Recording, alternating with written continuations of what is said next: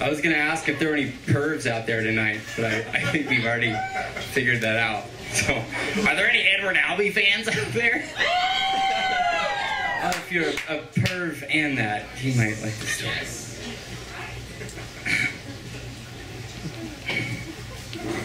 It's no secret, when I am drunk, I do two things. Demand that the party mix become Push It on loop. Tell everyone I know, even though Aaron Sorkin is a misogynist, I would still make out with him. And 3, become a manipulative asshole. Maybe that last one will explain why I was making out with a poor 20-year-old man drunkenly while he recites all of George's lines from Who's Afraid of Virginia Wolfe. Naked in his own apartment and bedroom while I am laughing in intoxicated hysterics. Now that I have your attention, I'll start from the beginning. It was my freshman year of college, and I had been invited to the first big theater department party of the year. Now that I've been in college for 2 years, I can sum up what a college theater party means. A lot of laughing, chastising each other's singing, bashing the shows you did in high school, and more alcohol than Judy Garland drank during the filming of A Star is Born, which is approximately 2 metric buck tons. The party was held at the house of my theatrical comrades, lovingly referred to as the halfway house, for good reason.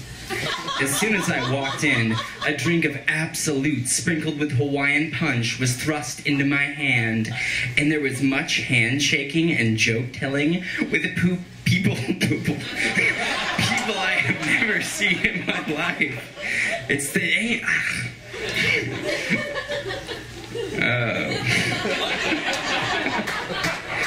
I made my way past the beer pong table in a rousing circle of people dancing the wobble.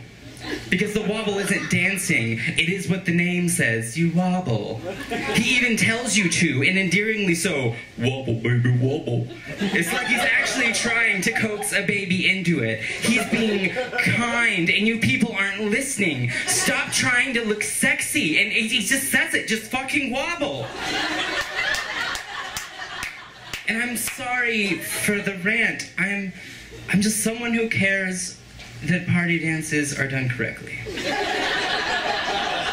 Anyway, I pass these people doing the wobble, and I go into the kitchen where I find my freshman class friends, and we're suddenly doing what are called friendship shots. It's a very easy process. You take a shot for each friend, and then take a shot with those friends, and then if you're not dead, you take a shot because you're not dead.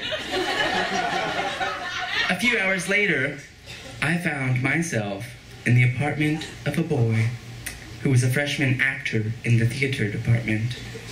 He had driven us there intoxicated because I used myself as a measure of how drunk he could have been.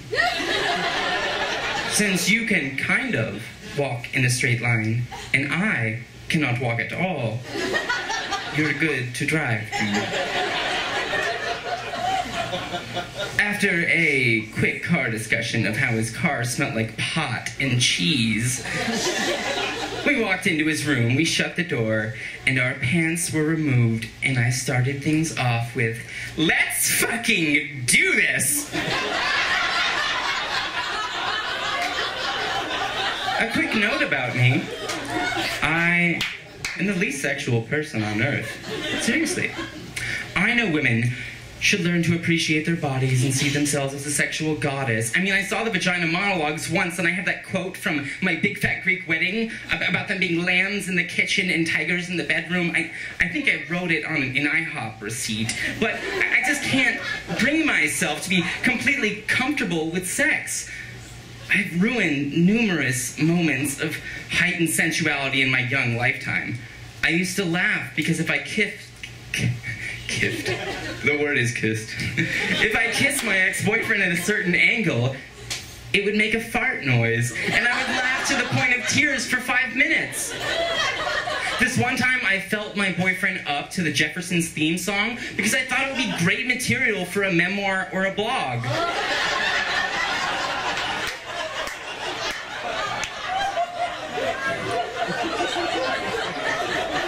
I've also been known to quote bad movies during intimate moments, just because it'll get a huge belly laugh from me. Well, this one time I shouted, "Not the bees! Not the bees!" And it was a total buzzkill. Look, I know these are horrible crimes against womanhood, but anyway, back to the situation. Things were getting hot. This guy was a great kisser. Had a nice voice, good build, etc. I was in a situation I had never expected to be in, getting some good action at my first college party. My mom would be so proud if I actually remembered anything. Then, that voice in my head started talking.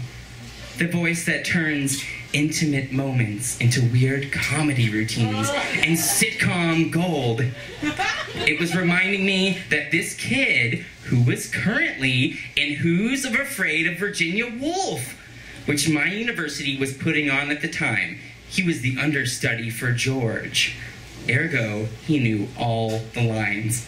Since this was my favorite play at the time, I mean, it was Who's Afraid of Virginia Wolfe, and I, too, knew all the lines. I came to the conclusion that doing my favorite scenes from the play Drunk and Nude would make for the perfect memory. But I would have to execute this properly. I would have to act as turned on as possible. He couldn't know how intellectually sadistic this would actually be. Quote the show, I said as breathily as I could. What? Yes. Quote, Who's Afraid of Virginia Wolfe? To me, let's do the opening scene. Well, just do it. Don't be a dump. So began the most horribly manipulative thing I have ever done to any man I have ever slept with. I felt like Mike Nichols, or like an evil Mike Nichols, or if Mike Nichols was bribing someone into good acting with his vagina. He spoke fast and I spoke faster. Sometimes I just omitted lines and laughed instead. And he kept fucking going. I had thought about how proud Edward Albee must be that his infamous play had reached such notoriety to be quoted in bed by who strangers who drink too much trash can punch.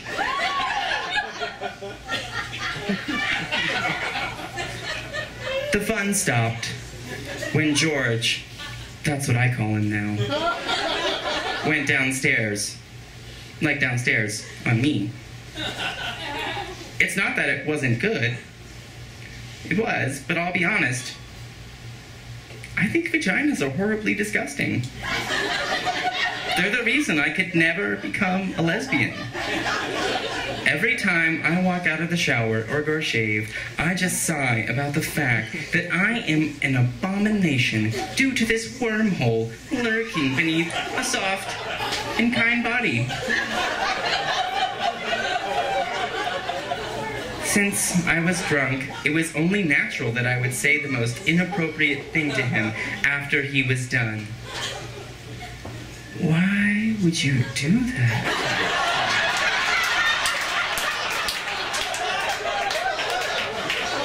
What? Do what? Go down on you? Yeah. Why would you?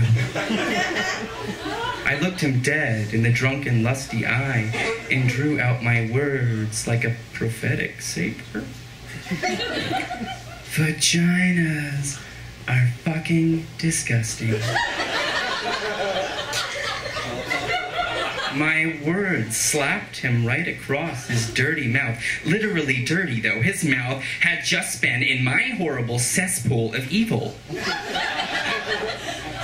He looked like he had just kicked a small kitten across a room into a garbage disposal. I let him know, and he knew.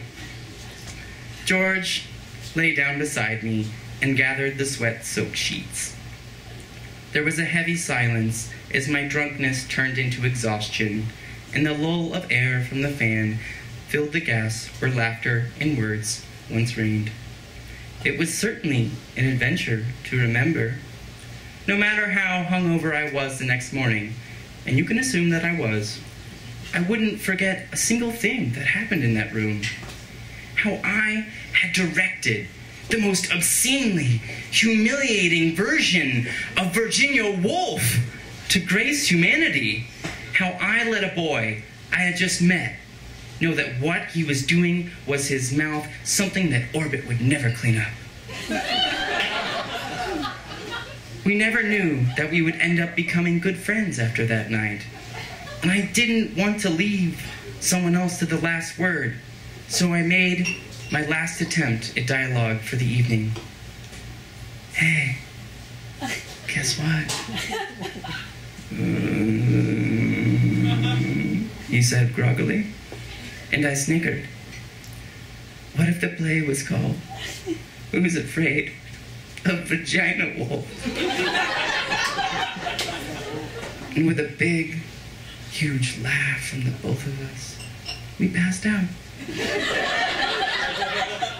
Thank you, Edward Albee, for allowing this story to come true.